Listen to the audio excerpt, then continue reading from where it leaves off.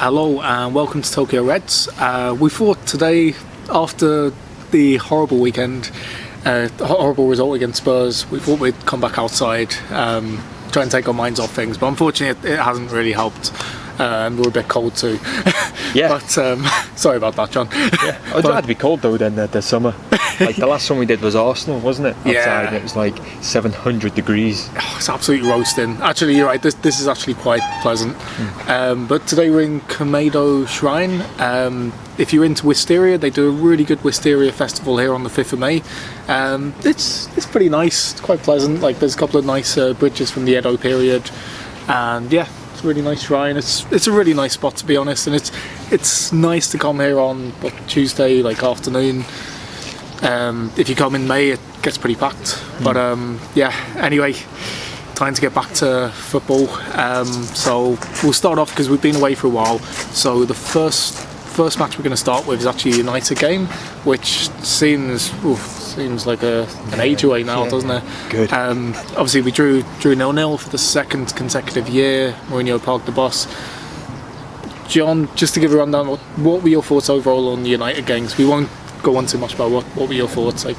It was kind of like what we said it was going to be. It was just going to be Mourinho parks the bus, but I was more surprised at us, to be honest with you. We didn't really go for it, and we weren't exactly blameless in that game. You know, you can't just say there's a big contrast between. Do you remember when we lost the league?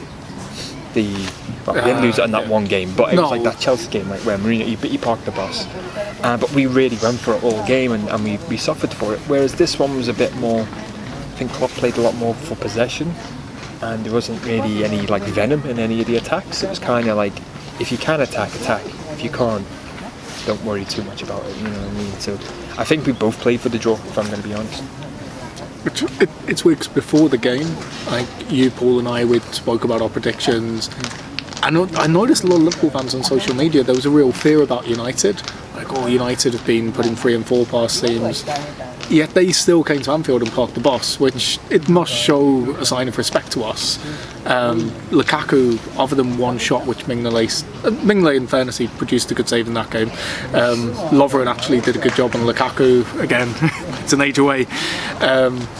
They did show us a lot of respect, considering they're meant to be challenging for the league. Yeah, I think it's just more I think Mourinho's philosophy is just a point for the big games is okay. You just win everything else, and and that's what he's been doing all season. It's just he's won all the lesser teams, and so it doesn't really matter. Overall, if you beat, let's say, most of the lower league teams and you draw against all the above teams, then or the top 6, really that's it's not too many points. It is quite. I don't know. So what would that be? That'd be 18 points you get if you win all your top 6. But still, it's 12 points from draws. It's not too bad, is it? And at the same time, it's stopping them from getting 3 points. Yeah, exactly. So I've been a bit biased with my math there because I've done it one half of this. When I said 18, it's if you play them once, it's 18. But if you play, But alternate facts, mate. No, I'd agree. I mean, I look at it for United. That is a good result. Most their fans. I mean, obviously, I love to have a go at them and say, "Oh, you guys, you came to Anfield, you parked the bus." But ultimately, they're still above us by 7 points, and it's not the worst result for them. I felt we could have had a bit more venom. I mean, the only 2 chances really come to mind in the game. Matip when he forced a save from De Gea, and Chan when he gets through 1-on-1. If he gets that on target, lost it over, unfortunately. The point isn't the worst result, but it's always funny. I think as well, De Gea had an outstanding game. He's world class, isn't he? So hats off to them. Yeah, I think he went there for a draw, and that's what he got. I mean, for Mourinho, I think it's just end of the game, really. Yeah, it's good to win, but it's more important to focus on what your objectives are. And hats off to him. Yeah, I mean, I wasn't really too confident in the game anyway, but it's like we said previously, that was their first big test. Yeah. Yeah, so it's So it's fair decent. Yeah, fair dues. I mean, but at the same time, I was happy to see us keep a clean sheet in that match. Not to lose them. I hate losing to United any match, but especially at Anfield, it's like they really got one over us. But moving on, Maribor, which doesn't seem an age away, but if we'd had a good result against Spurs, maybe it wouldn't feel too distant. But Maribor, again, well, we went to Slovenia, we won 7-0, we broke a record. Were they just minnows that were there to be hammered, or was it that this is a really outstanding result for us? No, it was. I don't think you beat someone 7-0 and it's an outstanding result. You know what I mean? It's like there was something fundamentally wrong with that team. You know what I mean? They were just, you know, it's the league they play in or whatever. It just wasn't a group. Our group is really weird. Our Champions League group, like anybody can come top in that group. Yeah. Well, apart from Maribor. Yeah, exactly. Yeah. Well, sorry. Yeah. Any of the top, any of the three can come. Got some music as well. Yeah.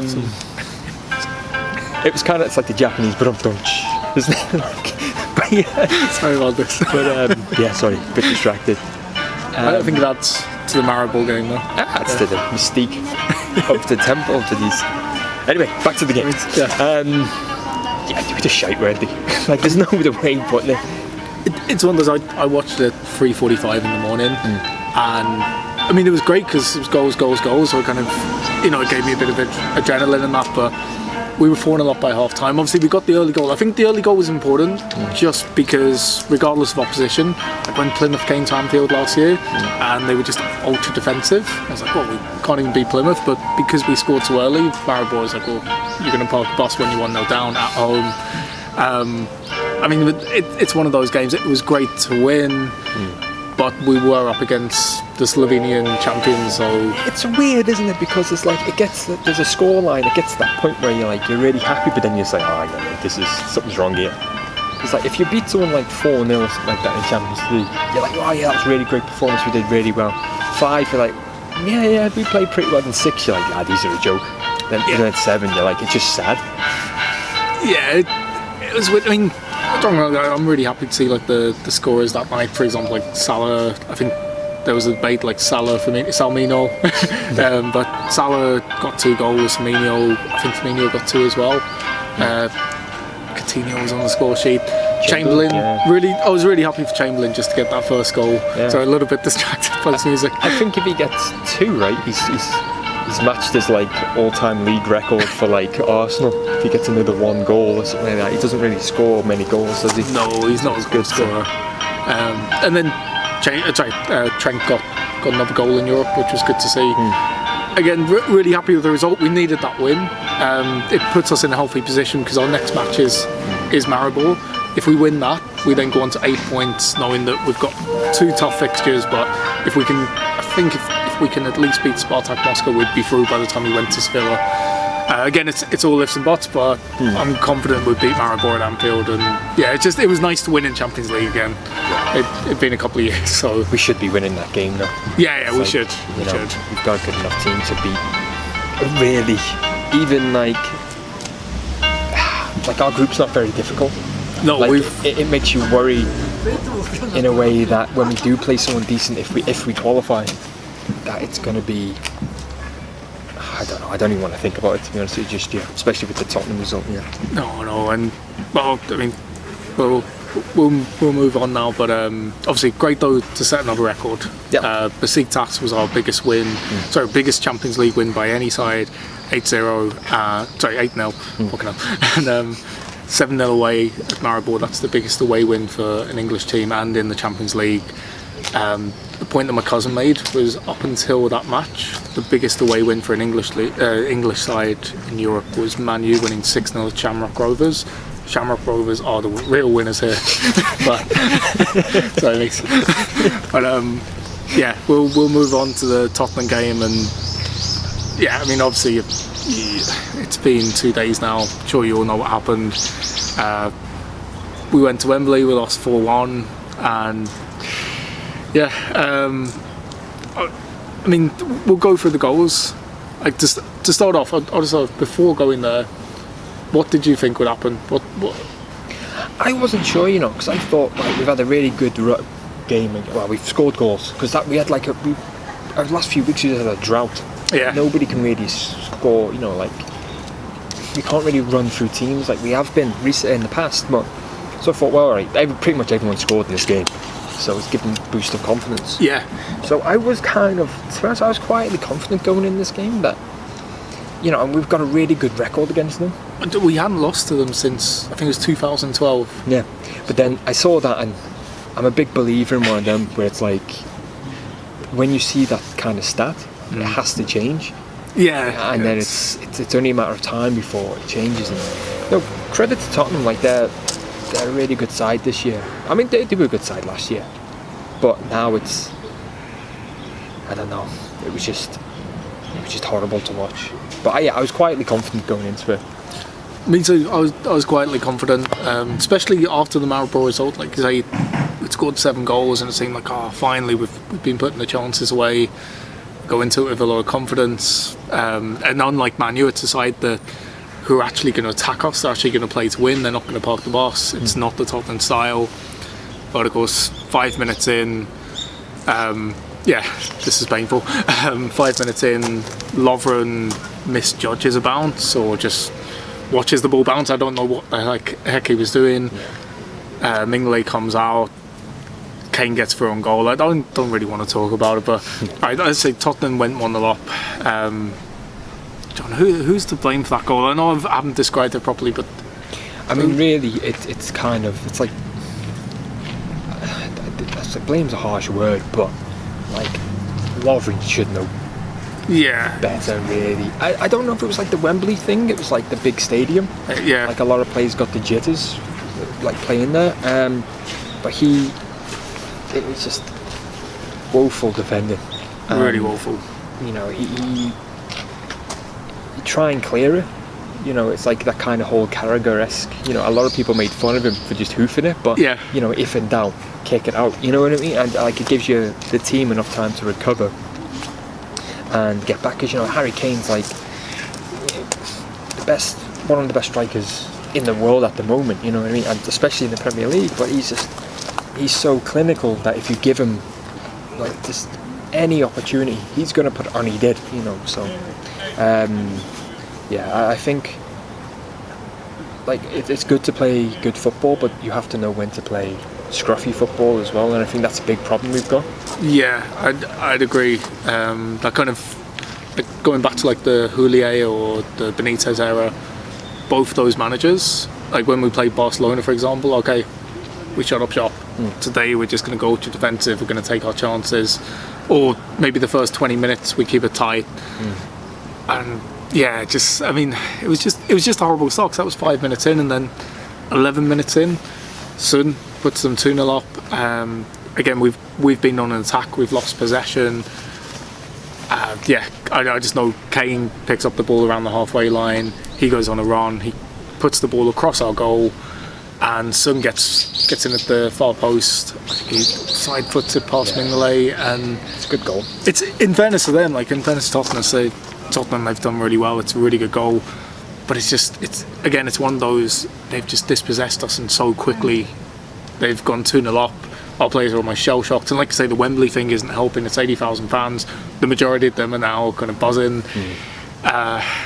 It's one of them. It was just for both teams. It was kind of, because we play similar kind of counter-attacking football, and that's what it was. It was just counter-attacking at its finest. You know, they were very patient, to be fair, and it was just like, okay, we're just going to wait for our opportunities, and as soon as we get our opportunities, we're going to take them, and they did. We couldn't. You know, sometimes I feel, I don't know. It's difficult to really talk about the game, because it seems to me like the same problems we've had last year. Nothing's changed. Yeah. You know, we've got another quick attacker on either flank, but you know, if Mane was playing, maybe it would have been a different game, because he is class. He does bring a lot. But you're like, you think there should be enough in that team? There should. I mean, I think one of the big problems is the imbalance. Because, like, for example, when we get it to 2-1, Henderson, great ball through, Salah gets one-on-one a goal, brilliant finish. And all of a sudden, like, we're kind of taking the game to them. They're getting edgy. We have a very good spell up until, like, the 44th minute, I'll say. And you're looking and you're thinking, well, in attack, we've got something amazing. We've got this really good formula, but in defence, it's making it harder for the attack. Even when they go out and they produce these good goals, they have a really good performance, they tear teams apart. But because the defence is so leaky, the attack's like, oh great, we do all this hard work and you guys cancel it out. It must be really disheartening because it's like it's every week it's the same thing. You know, it's like Route 1 football is like our biggest bane. You know, I mean, to be fair, Tottenham weren't playing Route 1 football. Well, no, they were, because like, isn't the second goal like it goes from like Lorius to Kane to Son basically? Like Lorius throws it out. Is that the second goal? Am I thinking about the right one? No, I think they dispossessed us in midfield. I think, but I'd have to watch it back. We've tried to erase some of these memories. Right. But yeah, it just. We just had no creativity, I felt. I think what happens with Liverpool as well is we play the ball on the floor, and when you're doing that, it takes longer to get to like attacking positions.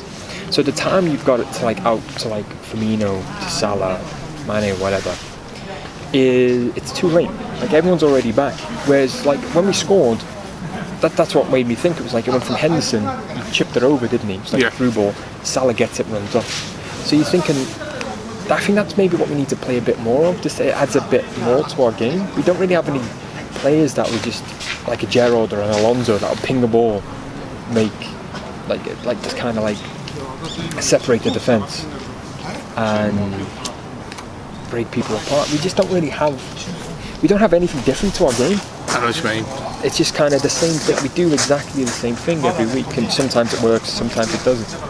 Whereas, you know, you go back to like United or I don't want to compare ourselves to them, but you know, like City or whatnot, the managers change the system based on what's in front of them. So it's just, but yeah. So sorry, bit of a tangent there. No, go for it. I mean, obviously, like, say we're going through the goals. We're going through the goals, but just on half time, Emre Can, he gets the ball, he gets dispossessed, and then he gives away a free kick. From the free kick, Spurs chip it in. There's no pressure on our defence, and for some reason, you know, I don't know if Mignolet should have called it or we should have just let the ball go out, but gets headed down and just goes into the path of Son. It's almost like an assist. He gets the shot on goal, 3-1. Just us, we've had a really good spell and we've made them nervous. Again, just in my opinion, just ridiculous defending. It's kind of hurry up as well. Second half, they get an early corner. Our defence, again, is just shambolic. We can't seem to get rid of it. And Kane makes a 4-1. That's all I want to say about the actual goals now. I kind of want to erase that. But to be fair though, like going to the third one, like Ali, we were lucky that he had quite a quiet game, I thought, Danny Ali, because if he was like on fire, it would have been more. Yeah, it would have been. Yeah, so I think it was a very average performance, wasn't it?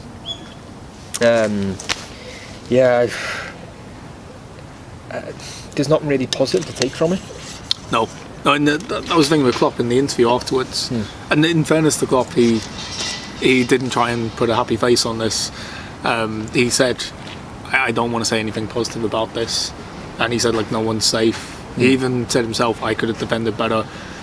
First time he's really come out and said anything like that. Do you think this is a turning point where some of these defenders, or even like Mignolet, Lovren, he's almost like, right, enough. I can't back you anymore. Yeah, and I think it comes to something when he's taking off a defender. Oh, what was it? 30 minutes in. 30 minutes in. Yeah. Like, it's one of those things where I can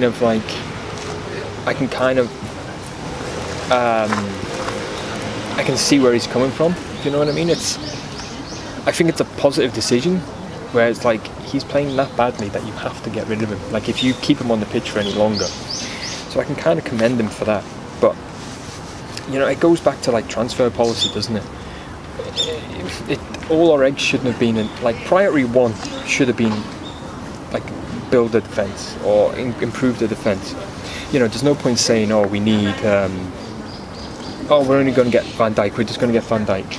You're putting all your eggs in one basket, aren't you? Paying 80 million for, oh yeah, well, we're not going to pay that, now we've got no one. This happened with Sanchez as well. Yeah. And that absolutely kind of crippled us that next season in the Champions League. And it's one of them where it's just, we need to change this policy where, all right, we don't get our first choice, we need at least 4 choices. You know, if you don't get your first one right, maybe we can get our second one. That's probably more likely you get you. But it's like, I mean, did we get a defender last year besides Robinson? Did we get one? We got Clavin was that this year or last year? Last year, right? So we didn't even buy a defender. I mean, I think we're banking on that Joe Gomez becomes a decent centre back, but it's like you need something for now, right? Yeah, you need something for now and someone to like follow. Because if you look at Joe Gomez, it's like, who's he training with? Yeah, you know what I mean. It's just like, how is he going to get better if he's trained? Well, Matip's alright. He didn't have a great game, but he didn't have a bad game. I'm similar. For me, Matip, he's not a problem. He's absolutely fine in that defence, but you could see him going a bit mad Sunday, right? He was like, you know, he can see the problems as well, and he's like, you know, who's there, and it's one of those to kind of round up away from like the goals, etc. Touchy look at the overall game. Like you said, Tottenham were clever. They were very patient in that game. And like actually let Liverpool have the ball, just defend well. Like say about the passing on the ground, they can deal with that at the back. They have a very good goalkeeper. They do have a solid defence. Us, however, despite the fact we dominate possession, because against Man U we had 68% possession. You know, we really dominated that match.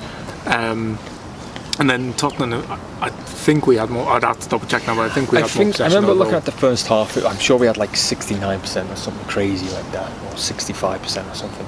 It was like, yeah, we had like decent, but it doesn't matter because that's like every game for us. We have decent possession, but we just can't do anything with it. That's the problem. It's like, oh, it's great that we have the ball, but we're not scoring. You know, we're not getting results, and especially Tottenham, because that's a big rival. This is a side that, well, I guess we could be competing with for the top 4, but now it's like actually we saw it last year, didn't we, with us and Arsenal? You know, we were competing with Arsenal, and what kind of gave us that edge was the victory, the 4-1 victory, wasn't it? No, 4-3. Sorry, 4-3. Yeah, victory. And you know that's in the end that's what got us top 4. Yeah. Well, you know, we had a lot of good performances, but doing the double over them like that was a big thing. And Tottenham, I mean, the thing is they go to Old Trafford this weekend. We've got Huddersfield. I just feel like, sorry, I'm not very good at hosting, as you can tell, but I do feel like this result, we need a reaction, and not just a reaction in terms of players actually coming out and playing well, but almost we just bench Lovren. I don't know about Mignolet. I've heard people saying start Danny Ward, but it's not even like a reaction to. It needs a kind of overhaul, basically. It needs to be like, it can't just be like the next game. We can't just play well against Huddersfield. We can't just, you know, it's got to be the next. Even if we go on a streak where, you know, it was kind of like when we played, who was it? Before Man United. Who did we play before Man United? I can't remember. Newcastle, 1-1. That was it, but it was like we didn't necessarily play bad against Newcastle. It was like one mistake, basically. That's we say that every week. But you can kind of respect it where you can see they're trying to improve, if you know what I mean. Like that, it's just something different. We need something different, and that's what I'm basically trying to say. Is it can't just be like we can't just play well against Huddersfield. We have to be completely different. Because that's the thing, like Huddersfield, they've had a great victory over Man United. We lost to Huddersfield down, United love it.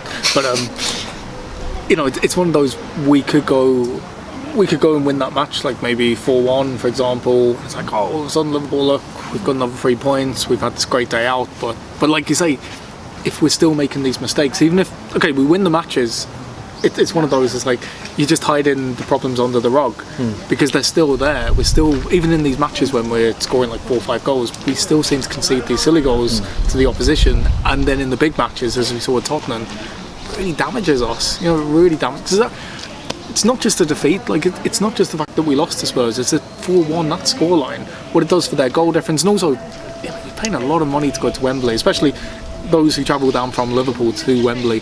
It's a lot of money for a day out, and you see your team just just gifting the oppositions. I don't want to take credit away from Spurs because they did their job, but for us it's just gutting. It's like we gifted them goals.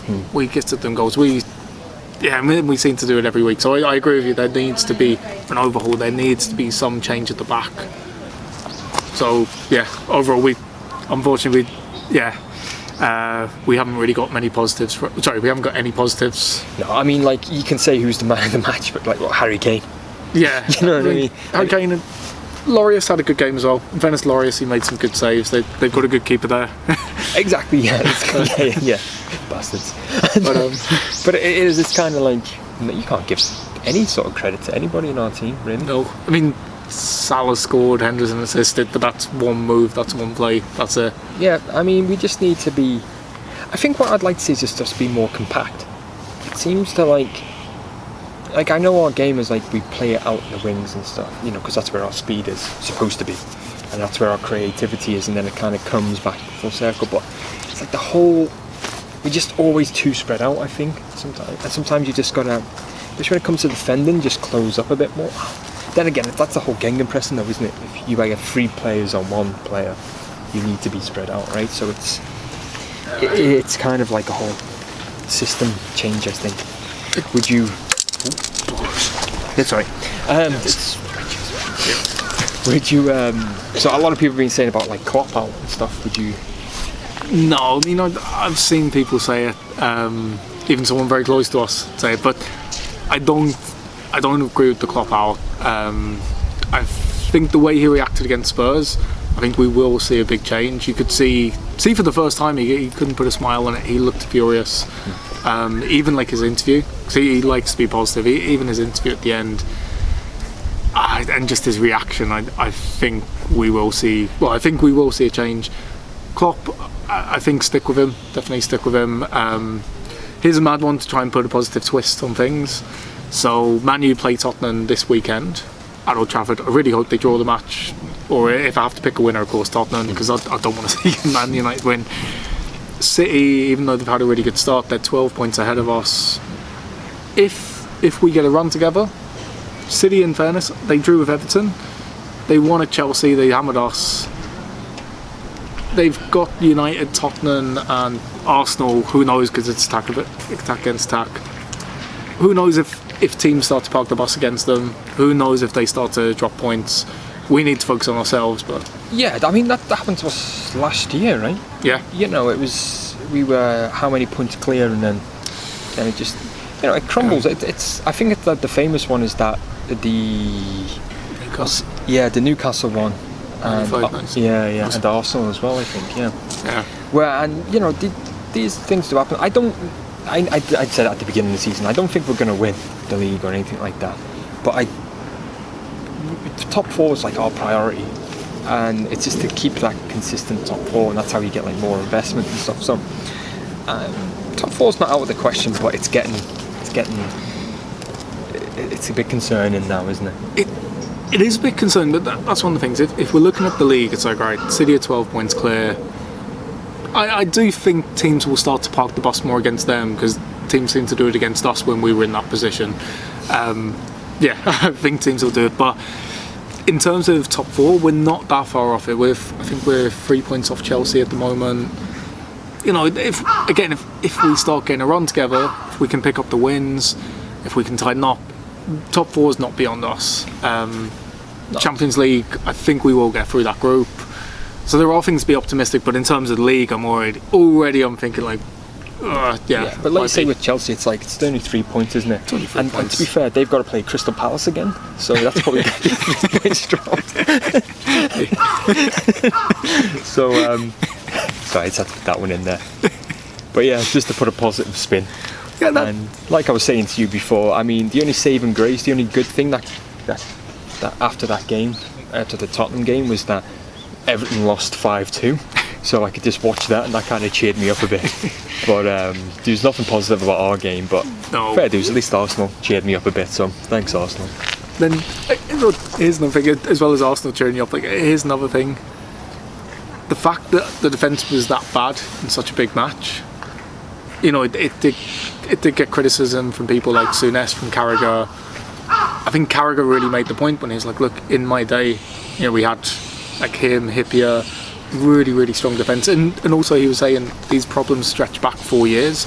Why have they not been taken care of? Of course, I love Klopp, but you do have to get the criticism, like why is this still happening? First season is okay, because you inherited something, but like how long do you need? So in that sense, it might prompt a really serious reaction. That could be a good thing. Like, this is his third season now, isn't it? Yeah. And we've bought a right back. No, is the Robinson left back? Sorry, left back and a centre back. Is that right? Yeah. Yeah. Because Klein came in through Johnson. Not Johnson. What was his name? Hodgson. No, it wasn't. It was the other one. Rogers. Yeah. But yeah, so it's like in his 3 years, he bought a third choice right centre back and a second choice left back. You know, and it's just he's had to play. It's you know, and it's even like back in Rogers as well. He got Lovren, but then he ended up playing Chan. But Lovren for so long, and we just need. I don't know if it's just like how centre backs are trained now as well, because they seem to be like. I think like versatility seems to be a big thing now with players. There's no kind of, you know, like Ferdinand or Terry. You could only play them at centre back. You could never play them out at the wing. You could never play them in like this defensive midfield or anything like that. Whereas now it seems like players are just trained to play net. It's like a jack of all trades, but like master of none. You know, I don't know. Maybe it's just like this sport's changed a bit. I was going to say that sounds like me. Jack of all trades, master of none. Mine just sounds like master of none. But so I don't know. It's just. But you're right, because that's the thing. All of a sudden, that idea of let's train the defenders to attack. Of course, it's great to have defenders that can come up with corners and get these goals, but at the same time, it's also really important to have a defender that can actually defend the corner, that can just man mark, that can just do the simple things right. You know, they can just do a simple pass rather than I've got the ball. Like, I mean, Lovren is going back to the West Ham game a few years ago, but I just remember he had the ball. There's no pressure on him.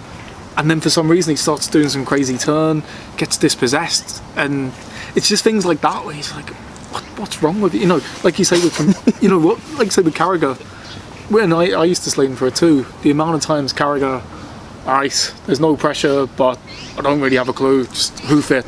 But like, what are you doing?